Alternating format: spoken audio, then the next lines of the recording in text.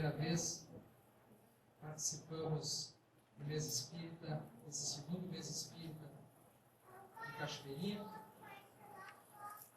E é com mais alegria ainda que nós podemos dividir com os companheiros um pouco desse belo dia de sol, desse sábado, para conversarmos sobre temas relativos, importantes da doutrina espírita. O tema que nos cabe, na tarde de hoje, é exatamente o tema que é título da nossa obra, o livro Leis Morais de Saúde Mental.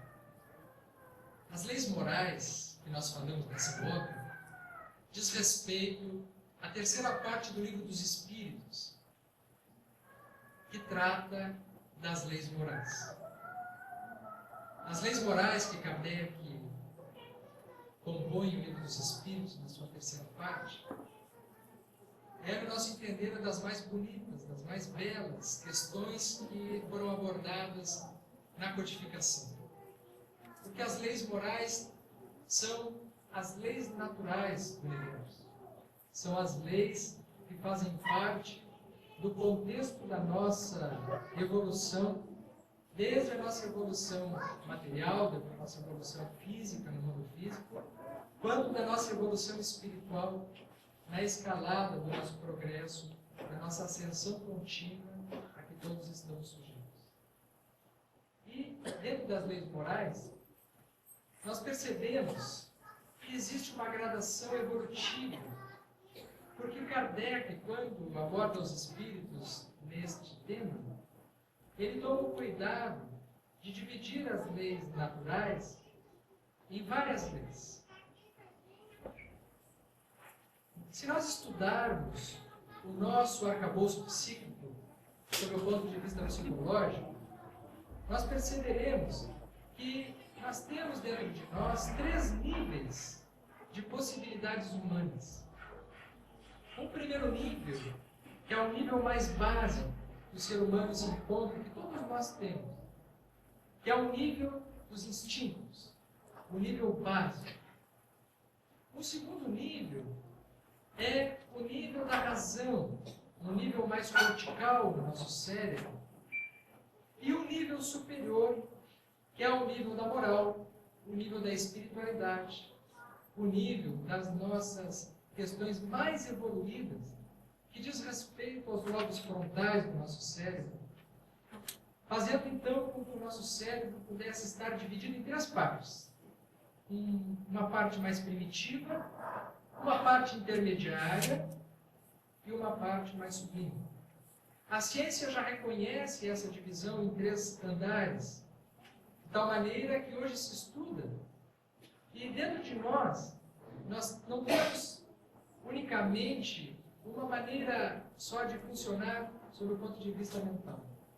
Nós temos várias áreas no nosso psiquismo e muitas vezes esta área ela entra em conflito, ela entra em atrito umas com as outras, de tal forma que nós podemos ter determinados impulsos e não concordarmos exatamente com os impulsos que temos. É por isso que às vezes se cria uma dicotomia, se cria uma divisão entre o que nós pensamos e o que nós sentimos. Por quê? Porque dentro de nós carregamos um passado espiritual que está carregado de experiências primitivas. Temos um presente no qual nós nos radicamos no mundo físico e tentamos ser as pessoas que somos, nos melhorando. E temos dentro de nós também as possibilidades futuras com relação aos nossos ideais, com relação às nossas metas. No Evangelho segundo o Espiritismo, Allan Kardec estuda na Lei de Amor a seguinte proposição, que no início o homem tem instintos, apenas instintos. Mais avançado e corrompido, ele tem sensações. E quando instruído e depurado, finalmente tem sentimentos. E culmina dizendo que o ponto delicado do sentimento é o amor. É exatamente essa proposta que Jesus apresenta para a humanidade. De nós vencermos na nossa caminhada a nossa instintividade, a nossa primitividade e avançarmos para os planos superiores do comportamento, dos sentimentos e dos pensamentos. Nas leis morais, na sua terceira parte do Livro dos Espíritos, Kardec irá estudar a parte instintiva do ser humano, principalmente em 3 leis. A lei de conservação, a lei de destruição e a lei de reprodução. São leis naturais que estão muito relacionadas à nossa parte instintiva. Todos nós temos uma parte instintiva dentro de nós. Por quê? Porque a nossa evolução não começa no plano da humanidade. Através da nossa evolução espiritual, já estagiamos em outras espécies animais. É assim que o psiquismo, que o nosso princípio inteligente, ele já passou pelos vários reinos da natureza. Passamos pelos reinos mineral, vegetal, animal, aonde aprendemos os automatismos. As nossas células, elas funcionam na base do automatismo. O nosso nível psíquico mais primitivo, portanto, diz respeito ao nível dos instintos. Todos nós temos instintos. E nós costumamos falar mal dos instintos, achando que instintos são apenas coisas ruins. E nós precisamos situar essa questão. A instintividade humana, ela é necessária à sobrevivência. Por exemplo, nós vamos estudar nas leis morais, principalmente na lei de conservação, que o instinto de conservação, ele é uma lei natural que está gravada dentro de nós. Se nós não tivéssemos o nosso instinto de conservação, nós não sobreviveríamos ao mundo físico. É o instinto de conservação que faz com que nós tomemos cuidado, com que nós tenhamos medo de algumas coisas perigosas. Às vezes a gente costuma dizer que o medo, ele é ruim. Sim, o medo, ele é ruim quando ele é exagerado. E quando ele é desproporcional, quando nós temos um medo que não se justifica. Quando nós temos medo de coisas imaginárias. Mas o medo não é ruim quando ele é justificável, quando ele é pertinente. Se entrar nesse momento, nesse auditório, um leão, eu acho que nós vamos ter medo. Espero. Porque quem não tiver medo de um leão nesse momento está sujeito a ser devorado pelo leão. Então o que a natureza fez? Ela premiou, através do instinto, um sinalizador de que nós temos que nos precaver do que é perigoso. Isso é natural. O que faz a gente olhar para os lados quando a gente atravessa uma rua? O medo de ser atropelado. Se nós não tivéssemos medo de sermos atropelados, nós não sobreviveríamos. Instinto de conservação. O que faz as mulheres terem tanto cuidado com seus maridos quando saem de noite perfumados? Instinto de conservação. Porque se não tomarem cuidado também pode acontecer algo perigoso. Não com leões, mas com leoas. Portanto, nós todos temos uma instintividade que nos protege. Os instintos, eles existem para nos proteger. Os próprios sentimentos que nós temos mais primitivos, as próprias emoções, em si elas não são ruins. Nós aprendemos, por exemplo, que o egoísmo ele é ruim. Não aprendemos isso? E ele é ruim mesmo. Quando nós crescemos, nos tornamos adultos e continuamos egoístas. Mas o egoísmo, no seu princípio, ele tem uma finalidade que está secundada pela lei de conservação. Exemplo, uma criança, quando nasce, ela atrai toda a atenção para ela. É o que faz com que ela sobreviva. Porque se uma criança não for egoísta, ego, pessoa, ista, centrado para ela. Esse é o sentido do termo egoísta. Ela não sobreviveria. Uma criança, ela é indefesa, ela precisa de cuidados externos, ela precisa de proteção. O que a lei natural faz? Ela premia a criança com esse sentido de querer chamar a atenção para si. Porque assim o adulto cuida. É o que faz uma mãe ficar em torno, fornecendo o alimento, a proteção, o acolhimento, protegendo a criança, uma sociedade protegendo os fracos. No princípio, existe uma espécie de egoísmo. Nós estamos acostumados a ouvir essa palavra de uma forma negativa, mas ela tem esta finalidade.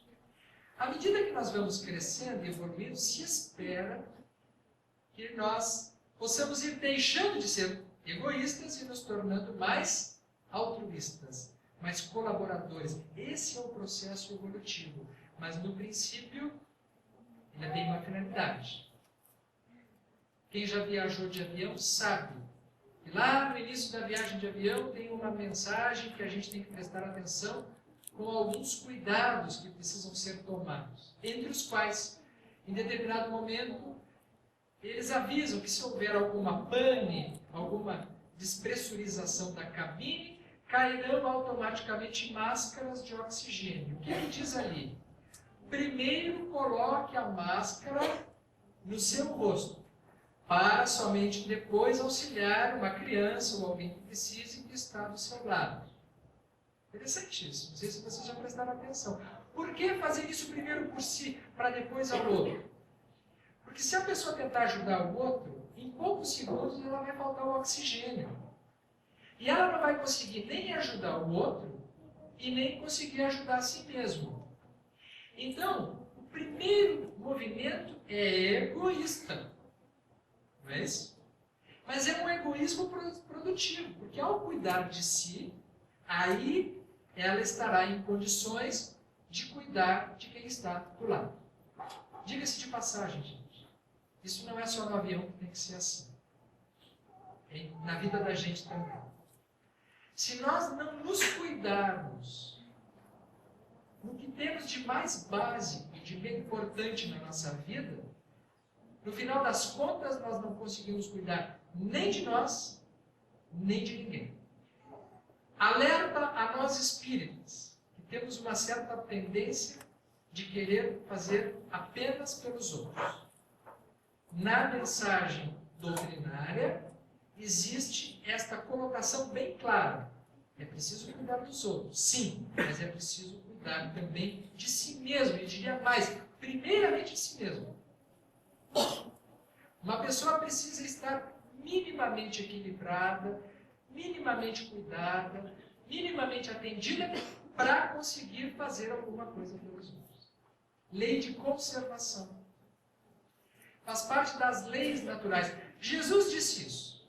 Aonde que Jesus disse isso? Amarás ao teu próximo como a ti mesmo. Amarás a Deus sobre todas as coisas e ao próximo como a ti mesmo. Ele não disse, amarás ao teu próximo e te deixarás de lado. Não disse. Esquece de ti e cuida só dos outros. Foi isso que Jesus disse? Amarás ao teu próximo como a ti mesmo. Dependendo do jeito que nós nos cuidamos, será o jeito que nós vamos cuidar do próximo.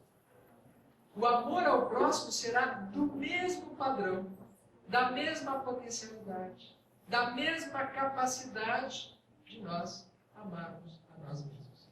Portanto, é uma lei de reciprocidade. Mas é claro que dentro das leis naturais, nós não podemos ficar apenas nesse estágio, porque esse é um estágio infantil.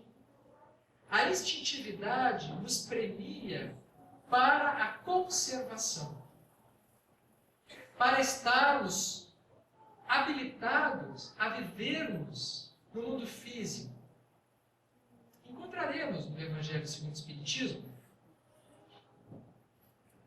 na lei de conservação, várias referências. Dentre elas, uma parte que diz assim: cuidar do corpo e do espírito.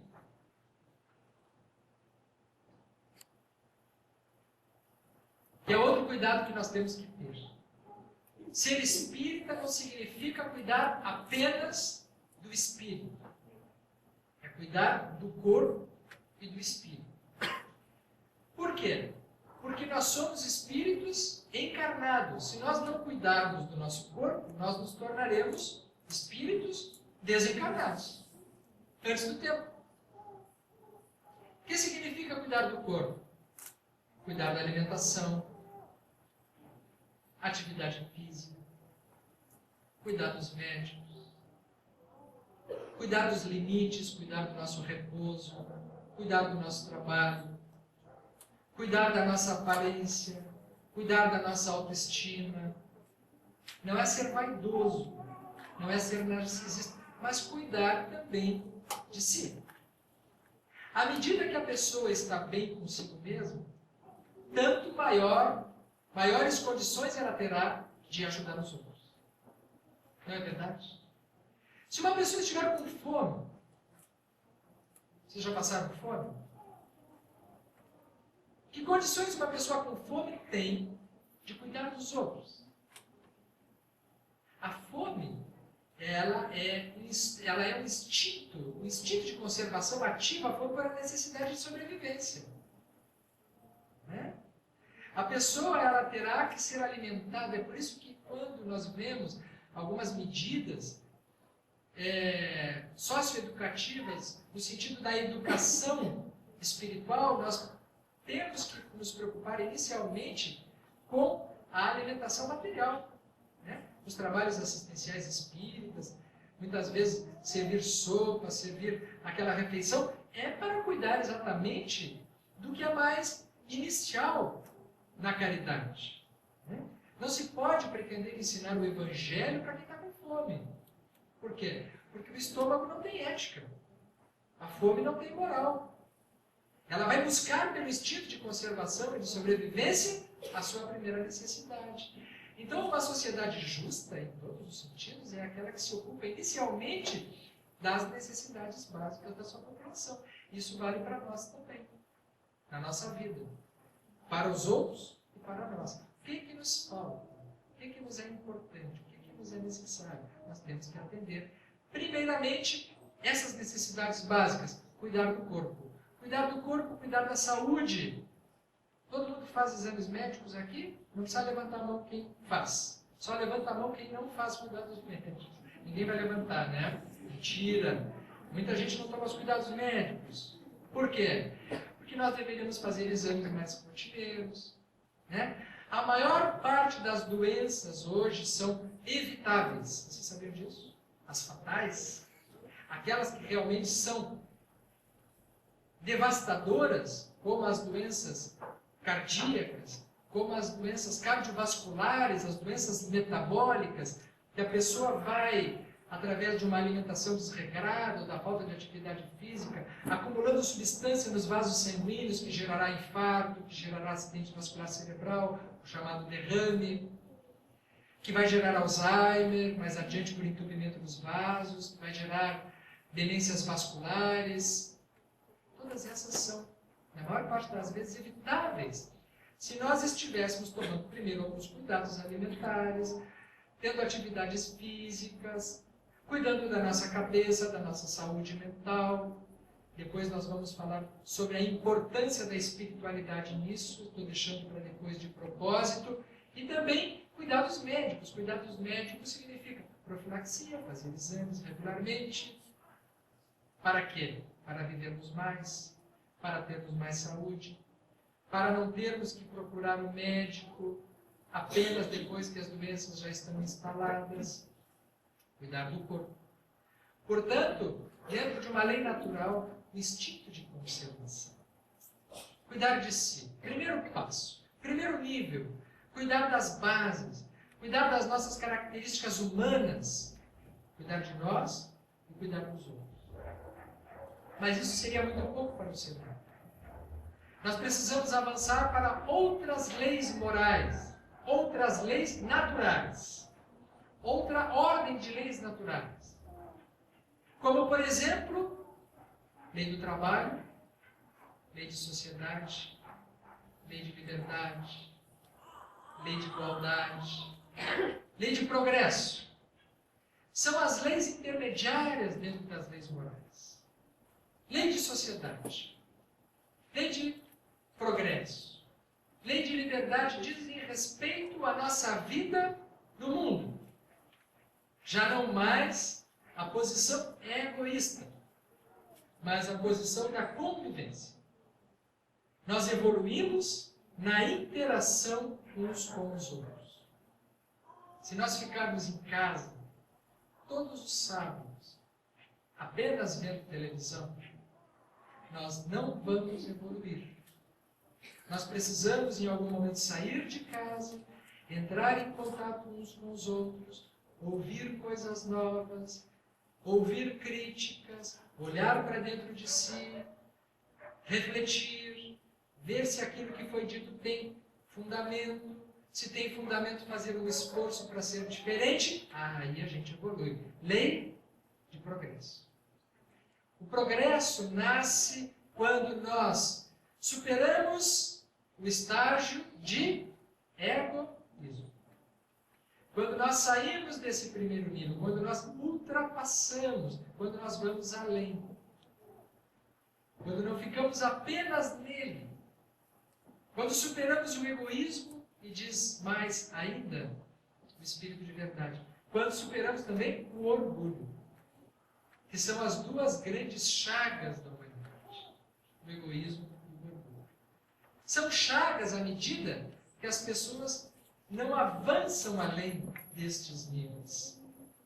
No progresso, nós evoluímos todas as vezes que nós, então, nos dispomos a vencer esses limites, que são limites estreitos da nossa convivência. Convivência. Precisamos conviver para evoluirmos. Jesus já havia dito: vós sois o fermento, e deveis levedar a massa. As cozinheiras de plantão me ajudem, por favor. Para que serve um fermento? Fermento é aquele pozinho que só tem finalidade se ele for misturado na massa. Eu não sou um bom cozinheiro, mas eu já assisti isso algumas vezes. O que faz a massa com fermento? O que o bom fermento propicia? Vai batendo na massa, vai levedando e gera o bolo. Vai para o forno, sai um bolo bonito. A finalidade do fermento é levedar a massa. Vós sois o fermento, disse Jesus. Aonde deve estar o fermento? Misturado na massa. Serve alguma coisa no fermento guardado no vidro em cima da estante? Para que serve esse fermento? O melhor fermento do mundo, guardado dentro de um vidrinho, numa estante. Para que serve? Para nada. Somos nós. Não que a gente seja bom fermento. Tem fermento de primeira, de segunda, de terceira grandeza, mas Jesus diz: vós sois o fermento. Ele diz. Ele não diz: alguns de vós sois o fermento. Bom, a maioria não é fermento. Tem uns pouquinhos que são fermento. Ele não disse isso. Vós sois o fermento. Aliás, depois ele disse assim: vós sois a luz do mundo. Vós sois o sal da terra. Jesus nos jogava para cima a todo momento. Melhorava a nossa autoestima a todo instante. Mas a gente ainda não escutou bem o que ele disse. A gente ainda não entendeu direito. Mas vamos no fermento. Vós sois o fermento. Fermento tem sentido no meio da massa. Nós somos o fermento. Para onde é que nós temos que ir? Para o meio da massa. Massa humana. Nós temos que nos envolver uns com os outros. Nós temos que nos envolver na nossa família. Fermento, primeiro, é dentro de casa. Tem muito fermento dentro de casa guardado em vidrinho. Não sei aqui em Cachoeirinha, mas em Pelotas tem. São aquelas famílias que não interagem. E hoje nós temos as redes sociais. Não é isso? É ótimo, eu gosto muito, acho bacana. Mas tem que tomar um certo cuidado. Por quê? Porque rede social a gente interage com quem está longe. Então são as várias pessoas, uma do lado das outras, cada uma com o seu computador ou com o seu telemóvel. Rede social aproximou quem está longe, mas distanciou quem está perto. Vós sois o fermento. Fermento é para quem está em contato. Nós precisamos retomar o nosso contato uns com os outros. Pais com filhos, marido com mulher, irmão com irmã. Irmãos, namorados. Quase não existem namorados, né? As pessoas começam a namorar hoje depois dos 30 e muitos. Porque até os 30 só ficam. É a cultura do test drive, né? A pessoa vai fazer um test drive e não adquire nunca o veículo, né? A pessoa vai numa concessionária, faz um test drive, aí anda, dá uma voltinha, fica, larga e diz assim, não era o que eu queria. Aí vai para outra concessionária, leia-se uma outra boate, uma outra festa, uma outra balada, outro test drive. Dá uma voltinha, anda, mas não compra. Estamos vivendo a época do test drive, nos relacionamentos. Qual é o resultado disso? Não há envolvimento, não há comprometimento, não há compromisso afetivo. Resultado disso? Carência. Eu sou psiquiatra, eu atendo todos os dias. Eu vejo o índice de angústia, de carência das pessoas. Muitas depressões, chamadas depressões. Quero dizer bem claro que existem depressões que precisam ser tratadas, tomar medicação, existe tudo isso, existe. Mas existe muita depressão que estão chamando de depressão que não é depressão. A carência afetiva. Que é vazio existencial. Que é a pobreza afetiva na vida das pessoas. Porque não adianta nós estarmos no meio de um monte de gente se nós não estivermos envolvidos. Não adianta nós estarmos no local onde tem muitas pessoas e todas elas distantes, sem nenhum tipo de vínculo. Ah, disse Jesus, vós sois o fermento. Ele tinha razão.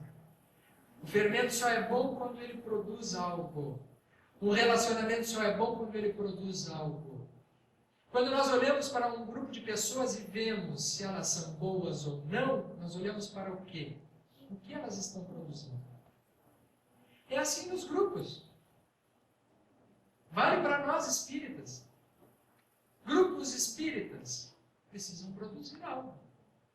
Se olharmos, como é que está o fermento aqui? A gente olha para a obra. Se a obra está crescendo, o fermento é bom e as pessoas estão interagindo. É a regra básica. Agora, existem grupos, que são grupos, infelizmente, que se reúnem, são muitas vezes dissidentes, se afastam, criam brigas, não concordam, se reúnem em grupos e ficam discutindo, e a gente vai ver qual é a obra, qual é o fruto. Não tem. Teoria. São articulações mentais. Não. É da lei natural que a gente precisa transitar pela lei de sociedade. Lei de sociedade é o envolvimento. Para que nós atinjamos a lei de progresso, que é a evolução. Lei de liberdade, lei de igualdade. Todas essas leis morais dizem respeito a esse momento da vida que nós temos no presente. O que nós estamos fazendo com a nossa vida? O que nós estamos fazendo na nossa família? O que nós estamos fazendo no nosso trabalho? Como nós somos com os nossos amigos, com as pessoas, no trânsito, na convivência nas ruas. Será que nós somos o homem instinto que reage a tudo e a todo momento? Ou nós somos o homem que já consegue guardar os seus instintos, mas oferecer a outra face? Que consegue oferecer outras respostas. Oferecer outra face significa oferecer outra resposta. Se alguém lhe agredir na face direita, oferece a outra face. Se alguém lhe agredir, oferece algo que não seja agressão. Devolve numa outra linguagem. Devolve numa outra perspectiva. Porque se nós devolvermos na mesma face, nós vamos devolver na mesma linguagem, nós vamos ser violentos, nós vamos ser agressivos também, continuando no nível do instinto. Então entendemos a colocação de Jesus como uma colocação de profunda psicologia. Psicologia humana.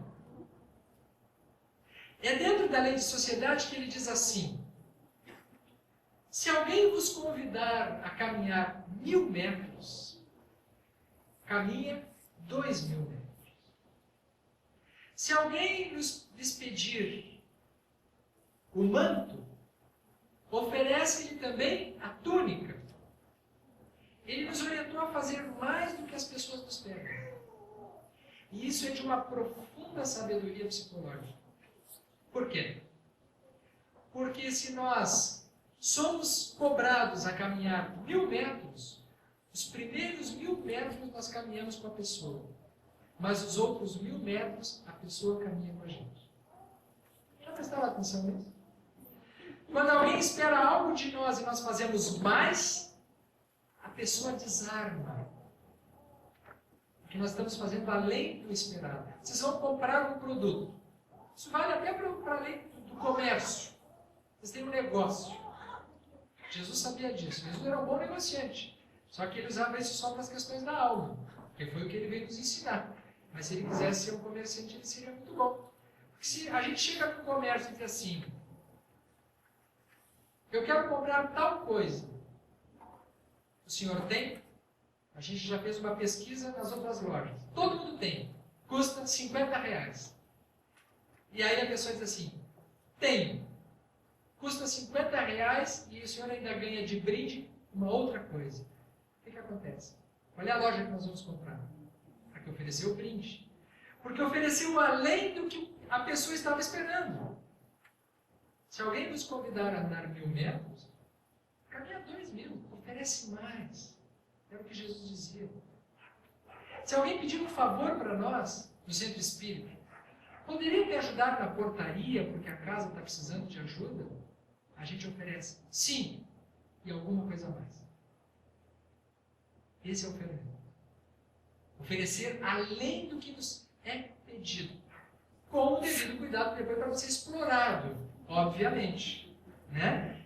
Porque também tem isso. A pessoa vai oferecendo, aí entra a lei de conservação, do cuidado de si. Lembra da máscara? Aquilo de cuidar primeiro de si para depois dos outros? A arte está em conseguirmos conciliar esses fatores. Mas faz parte da evolução darmos um pouco mais de nós também.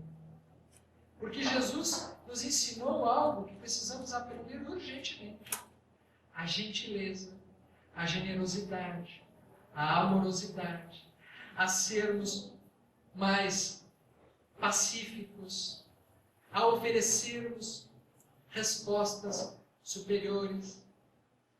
E ele nos alertou que quando fizéssemos isso, nós teríamos uma imensa paz. Foi isso que ele disse? Não. Ele disse: eu não vim trazer a paz. Eu vim trazer a espada. O difícil, gente, dessa história, a parte difícil dessa palestra eu vou falar agora para vocês. E quando a gente se propõe a melhorar, quando a gente se propõe a fazer o que tem que ser feito, a primeira coisa que acontece na nossa vida são as dificuldades. Não é a paz.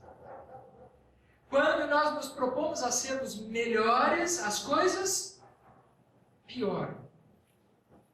Por quê?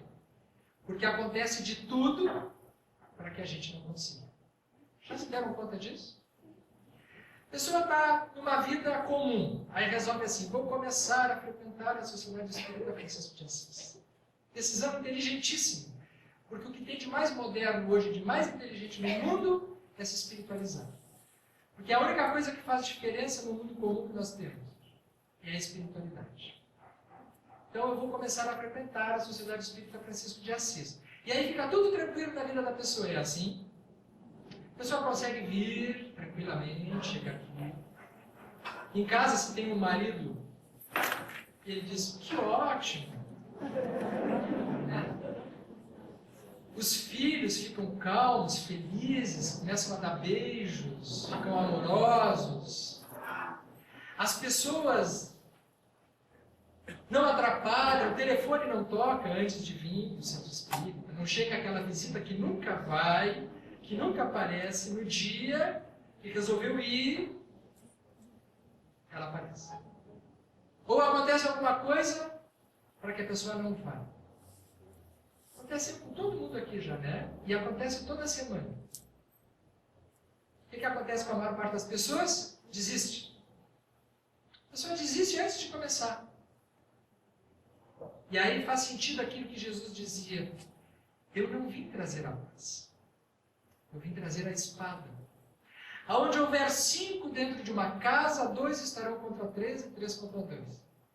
O filho estará contra a mãe contra o filho, o irmão contra a irmã, e uns estarão contra todos. Essa é a parte que encontraremos no Evangelho segundo o Espiritismo, no capítulo A Estranha Moral. Jesus estava falando disso.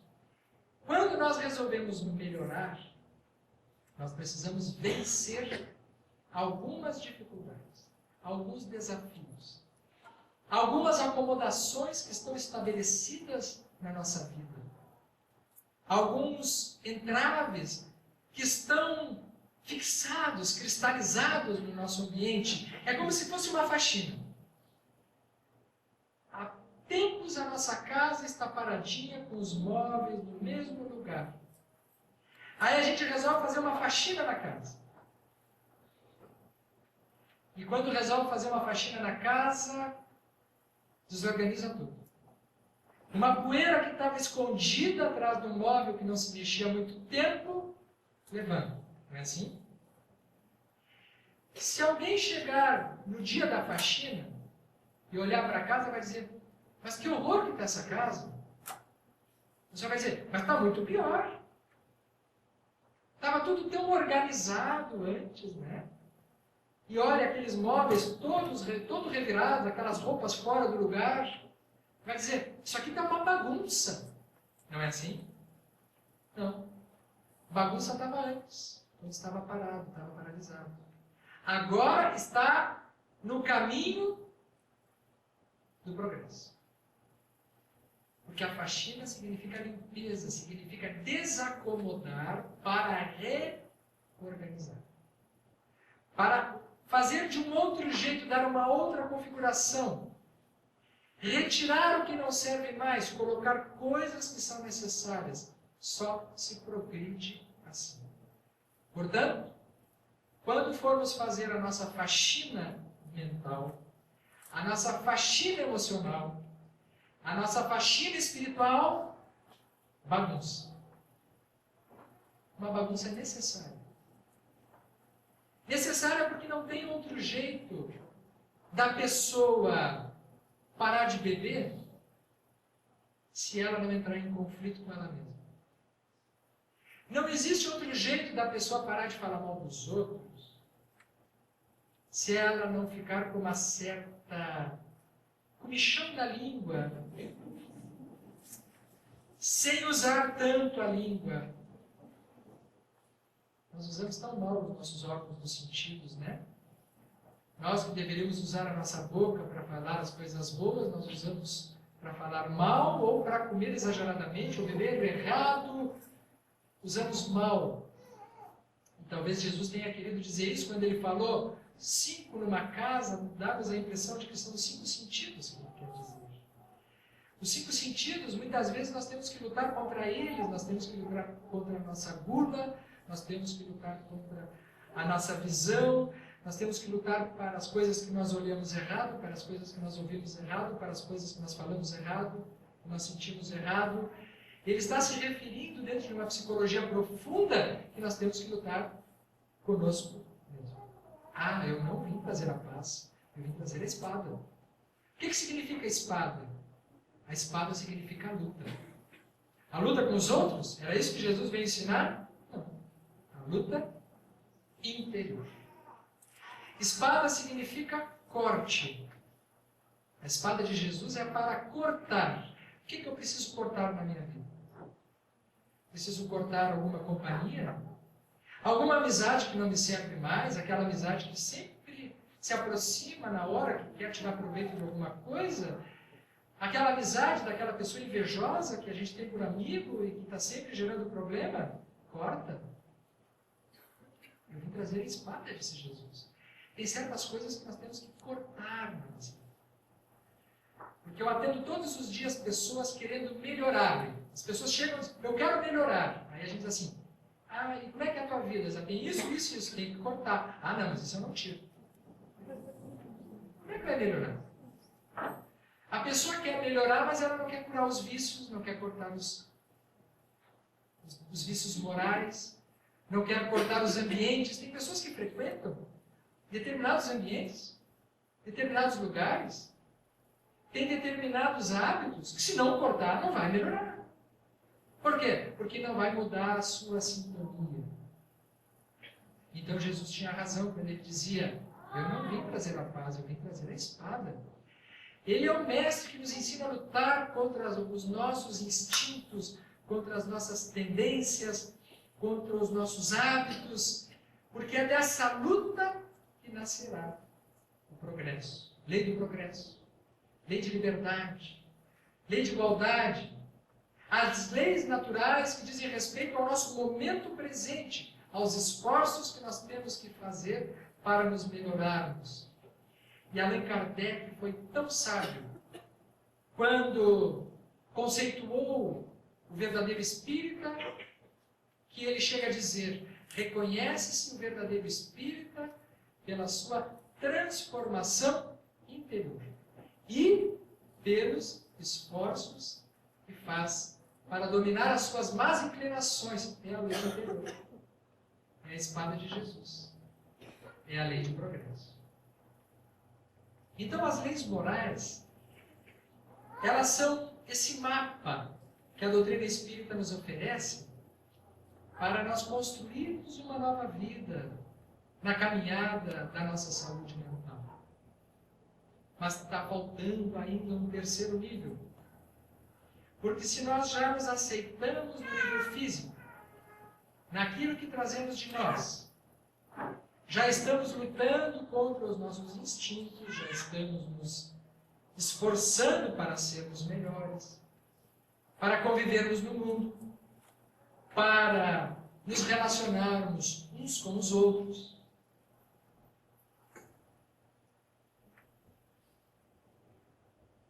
Ainda é necessário nos elevarmos ao nível dos sentimentos. E o ponto delicado do sentimento é o amor. Então precisa algumas leis naturais ainda para darmos mais um passo, um degrau do nosso nível mental, que é o nível superior dos nossos lobos frontais, que diz respeito à nossa espiritualidade. Quais são as leis naturais relacionadas aos níveis superiores? Lei de adoração, lei de justiça, amor e caridade, e lei de perfeição moral. Nos parece que são essas 3 leis, dentro das leis morais, que falam mais diretamente a nossa espiritualidade.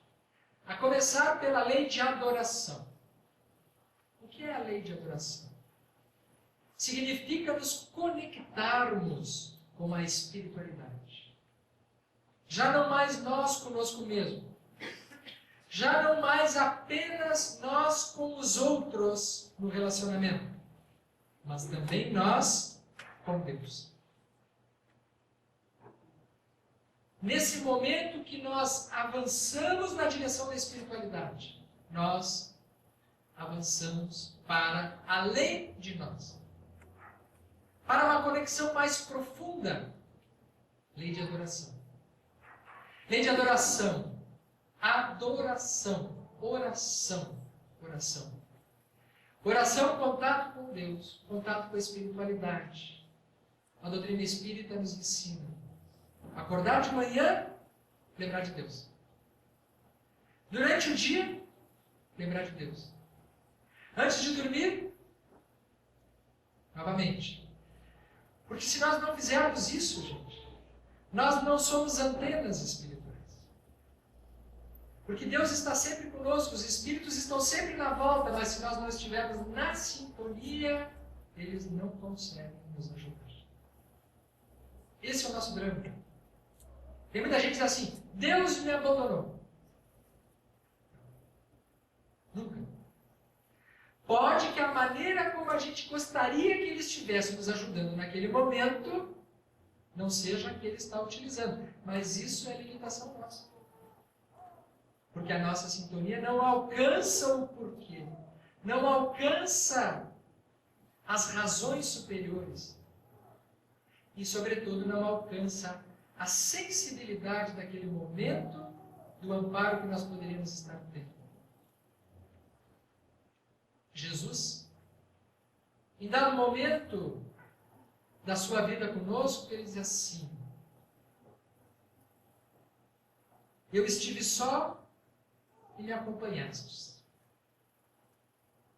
Eu estava com fome e me desses de comer. Eu estava com sede e me desses de beber. Eu estava com frio e me agasalhaste. E os discípulos perguntaram para ele: mas, mestre, quando foi que nós fizemos isso? E ele responde de uma maneira belíssima: todas as vezes que ajudastes o mais pequenino dos meus irmãos. Todas as vezes que socorrestes o estrangeiro. Em todos os momentos que deste de comer e de beber aqueles desprezados do mundo, não foi a eles que o fizestes, foi a mim. Então Jesus está nos mostrando nesse momento que no momento que nós partimos para a ação da espiritualidade, para a ação no mundo com a sintonia superior, nós entramos em sintonia com Ele. E Ele dá a fórmula, não há outra maneira, senão através da caridade. A caridade significa dar de comer aos que têm fome, dar de beber aos que têm sede. Ele está falando só de comida, de água física? Não. Dar de comer significa dar o alimento espiritual também. A sede é a sede do Evangelho. É disso que ele está falando. Então, mais do que dinheiro, mais importante do que dinheiro, do que coisas, ele está nos convidando a oferecer o nosso tempo. Porque oferecer o tempo significa dar um pouco de si para os outros. Dar um pouco dos ouvidos, dar um pouco da palavra, dar um pouco das mãos, dar um pouco do abraço, dar um pouco do acolhimento, não para aqueles que podem retribuir. Porque Jesus diz assim: quando oferecestes isso para os pequeninos. Quem são os pequeninos? São aqueles que não têm como retribuir. São aqueles que não têm como dar de volta. Portanto, ele está nos ensinando a dar sem a expectativa de receber nada. Lei de justiça, amor e caridade. A verdadeira caridade é aquela que faz sem esperar nada em troca. Namorado com namorada não é caridade. Nem pode ser, né? Marido e mulher não pode ser caridade. Por quê? Porque dá esperando alguma coisa em troca. Tá bem, é o limite humano. Lei de sociedade, lei de reprodução, é o nosso nível humano. Mas quando for caridade, é deixar o filho em casa, é deixar a esposa em casa e ajudar os pequeninos. E ajudar o estrangeiro. Jesus falava do estrangeiro. Quem é o estrangeiro? O estrangeiro é aquele que não fala a nossa língua. O estrangeiro é aquele que é diferente de nós. É aquele que não vai conseguir nos agradecer porque nós não vamos entender o que ele diz. Ele fala uma outra língua. É a caridade. A caridade é a ação, é a doação, sem a expectativa do recebimento. Qual é o prêmio disso? Qual é a vantagem disso? Uma vida melhor depois de desencarnar? Parece que sim. Ele prometeu isso. Ele disse que o reino dos céus é para esses. Mas será que é só para depois? Será que quando a gente aprende a fazer caridade, quando a gente aprende a se dedicar para os outros, a gente só recebe depois? Ele disse que não. É a mim que o fizestes. O prêmio imediato é a sintonia de Jesus. Vocês já sentiram isso? Quando a gente faz alguma coisa sem a pretensão de receber nada. Quando a gente está fazendo por amor. Nunca sentiram um arrepio? Uma coisa indescritível. Algo bom. Algo que as palavras não conseguem descrever.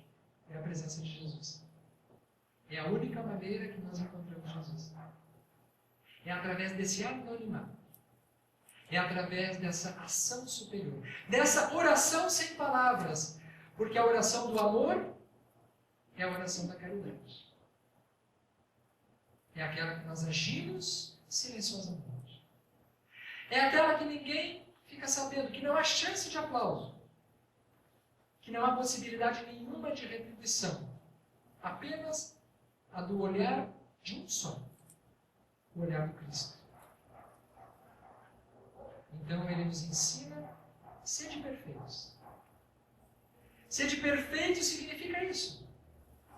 Significa avançarmos para o que nós temos de melhor, para as nossas possibilidades superiores, aquelas que estão adormecidas dentro de nós.